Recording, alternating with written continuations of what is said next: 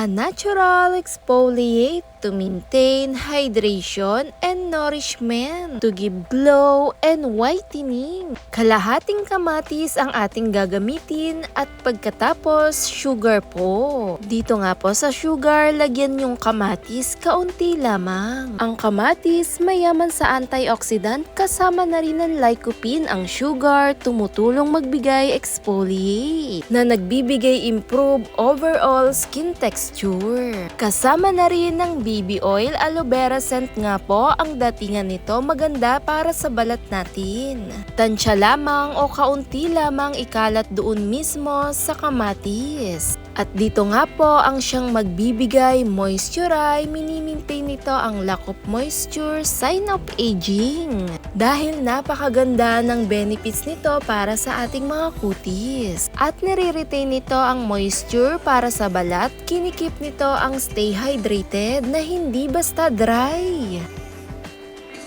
Binabalik sa pagka-moisturize at hindi dry na balat at nagbibigay brightening. Napakaganda nito gamitin sa pag-apply. Dahan-dahan lang natin to, circular motion at i-massage. Kahit isang beses lang sa isang linggo, pwedeng itong gawin. Dahil ang tomato, mayaman ito sa lycopene, vitamin C, at antioxidant. Nagbibigay moisturize naman ang baby oil na may dala ng aloe vera.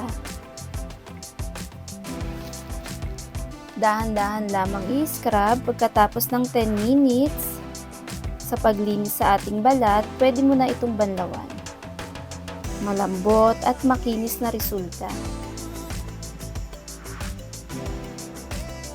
Hindi dry at moisturize na rin. Perfect for all skin type na rin ito. Thanks for watching, guys!